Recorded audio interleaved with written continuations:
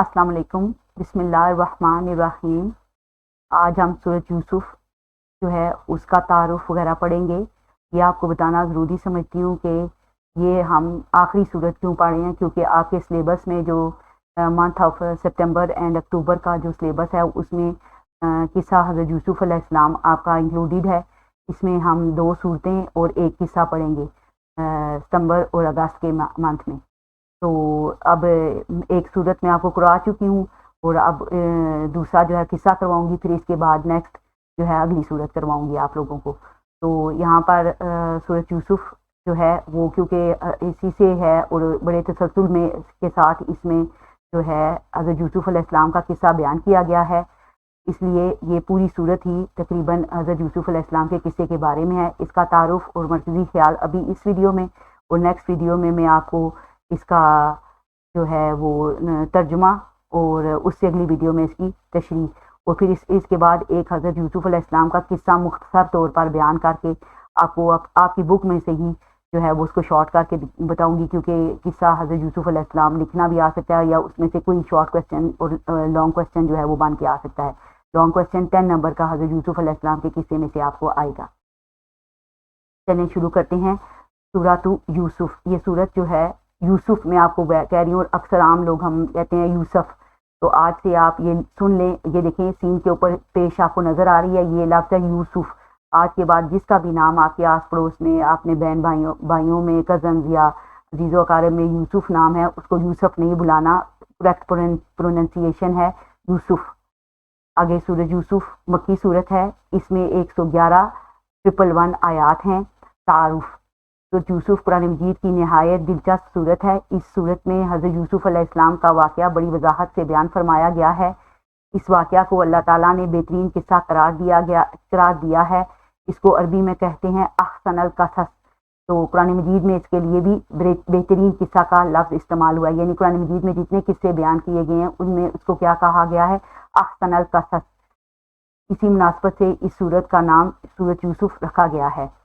यहूद ने मुशरिकीन मक्का के ज़रिए हज़रत मोहम्मद रसूलुल्लाह खातमुन नबिय्यीन सल्लल्लाहु अलैहि व अला आलिहि व अस्हाबिहि वसल्लम से ये सवाल पूछा था कि बनी इसराइल कनान से मिस्र कैसे पहुँचे। उसके जवाब में अल्लाह ताला ने सूरत यूसुफ नाजिल फरमाई। सूरत यूसुफ की एक खुसूसियत ये है कि इसमें हज़रत यूसुफ अलैहिस्सलाम का पूरा वाक़या एक ही तसलसल में तफसील के साथ बयान फरमाया गया है। इसका आगे हम मरकज़ी ख्याल देखते हैं। पहले हमें इसका तारुफ पढ़ा है, अब ये इसका मरकज़ी ख्याल है। ये जो एक लाइन है, सूरत यूसुफ का मरकज़ी ख्याल या मरकज़ी मौजू हज़रत यूसुफ अलैहिस्सलाम की ज़िंदगी के मुश्किल दौर और उरूज का ज़माना बयान है। इसके अब मज़ामीन देखते हैं हम। इसके इम्पोर्टेंट जो मरकज़ी मज़ामीन या मरकज़ी मज़मून कुछ भी इसके बारे में आ जाए, शान नज़ूल कुछ भी इससे रिलेटेड क्वेश्चन आए, इसमें आप लोगों ने ये लिखना है। तारुफ और शान नज़ूल और मज़ामीन एक ही चीज़ होती है। तो यूसुफ में बताया गया है कि बनी इसराइल कैसे कनान से निकल कर मिस्र पहुँचे। मिस्र में बनी इसराइल कई सालों तक ऐशो इशरत से रहे। अल्लाह ताला ने हज़रत यूसुफ अलैहिस्सलाम की ज़िंदगी को इतनी तफसील के साथ बयान फरमा कर काफिरों पर एक हुज्जत कायम फरमा दी, जो हज़रत मोहम्मद रसूलुल्लाह खातमुन नबिय्यीन सल्लल्लाहु अलैहि व अला आलिहि व अस्हाबिहि वसल्लम की नबूवत का इनकार करते थे। उन पर यह बात वाज़ेह कर दी कि इस वाक़या का इल्म होने का आप खातमुन नबिय्यीन सल्लल्लाहु अलैहि व अला आलिहि व अस्हाबिहि वसल्लम के पास कोई ज़रिया नहीं था। लिहाजा ये तफसील आप खातमुन नबिय्यीन सल्लल्लाहु अलैहि व अला आलिहि व अस्हाबिहि वसल्लम को वही के अलावा किसी और तरीके से हासिल नहीं हो सकती थी। इस सूरत में अल्लाह ताला ने हमें ये तालीम दी है कि अल्लाह ताला अपने नेक बंदों की मदद फरमाता है और बुरे लोगों की चालें और साजिशें कामयाब नहीं होने देता।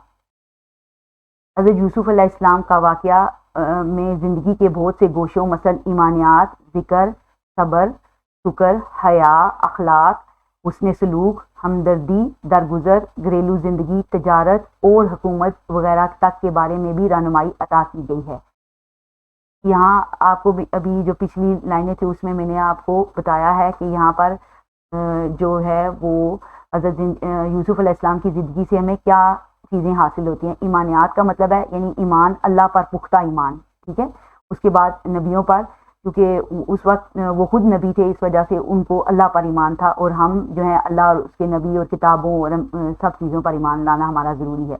आगे है जिक्र, یہ ہے اللہ تعالیٰ کا ذکر، پھر صبر ہے، کسی بھی مشکل میں صبر کر کے، اور توکل کس پر رکھی جائے؟ صرف اللہ پر، یعنی جو بھی کام کرے گا، جو بھی ابھی اگر اس وقت ہمارے حالات خراب ہیں تو ہمیں یہ ناشکری نہیں کرنی چاہیے، بلکہ صبر کرنا چاہیے، اور اللہ کا صبر کر کے اللہ کی مدد جو ہے وہ مانگنی چاہیے۔ اللہ تعالیٰ خود فرماتا ہے ان اللہ مع الصابرین، یعنی اللہ جو ہے وہ صبر کرنے والوں کے ساتھ ہے۔ اگر صبر نہیں کریں گے اور اپنی مشکلات کا رونا روئیں گے، دوسروں لوگوں کے سامنے روئیں گے، تو اللہ کو اس چیز کی حیا آتی ہے کہ یہ میرا بندہ ہو کر دوسروں کے سامنے میرے جو ہے بارے میں بات کرتا ہے۔ لہٰذا آپ جو ہیں کبھی بھی اللہ نہ کرے کوئی مشکل یا پریشانی آتی ہے تو اس میں صبر کریں، اور اس کے اللہ کا جو ہے اس اللہ کی رضا میں راضی رہیں۔ پھر شکر، اللہ جب نعمتیں عطا فرماتا ہے تو پھر یہ نہ ہو کہ زیادہ پیسہ، دولت، رزق اور جو اچھی تعلیم، اچھی شکل یا اچھے مقدر اگر مل جائیں تو آپ جو ہے وہ تکبر میں آ جائیں، بلکہ وہاں پر تکبر نہیں کرنا، کیا کرنا ہے؟ شکر ادا کرنا ہے۔ کس چیز کا؟ اللہ تعالیٰ کی نعمتوں کا۔ اور کس کا شکر ادا کرنا ہے؟ اللہ تعالیٰ کا۔ حیا جو ہے وہ اگر مسلمان کے حیا اور ایمان جو ہیں وہ دونوں ایک پردے میں رہتے ہیں، یعنی جس کے اندر حیا ہے وہ ایمان والا ہے، جس کے اندر حیا نہیں ہے وہ ایمان سے خارج ہے۔ یعنی جو لوگوں کے پاس حیا ہے وہ ایماندار ہیں، یعنی مسلمان ہیں، اور جن کے پاس حیا نہیں ہے تو وہ حیا سے وہ ایمان سے خارج ہیں۔ لہذا حیا جو ہے اس میں ہر طرح کا حیا آتا ہے۔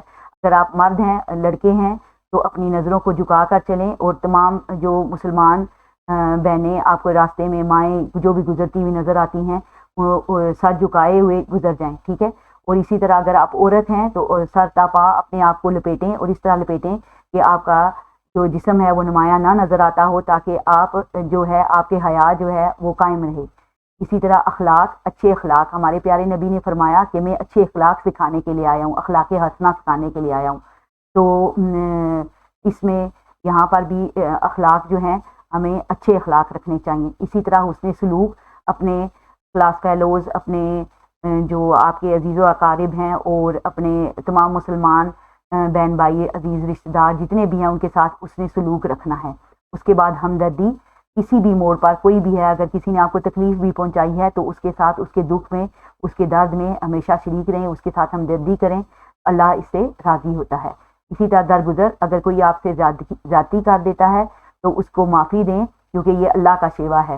اللہ خود فرماتا ہے کہ جو معافی کرنے والا ہے، جو درگزر کرنے والا ہے، وہ اس کے اندر اس کی یہ صفت ہے، ہمارے اللہ کی یہ صفت ہے کہ وہ گناہ گاروں کو بخش دیتا ہے۔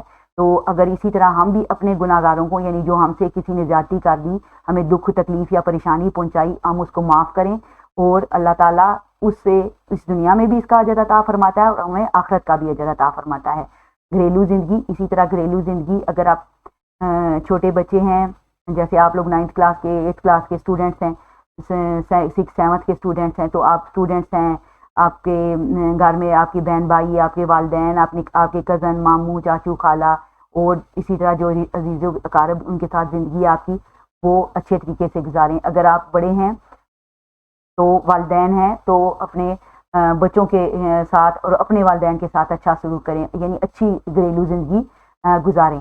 اسی طرح تجارت میں سب سے پہلے جو ہے وہ درجہ کس چیز کا؟ ایمان کا، یعنی آپ اس میں کے ناپ تول میں کمی نہ کریں، اللہ تعالیٰ تجارت میں برکت عطا فرماتا ہے۔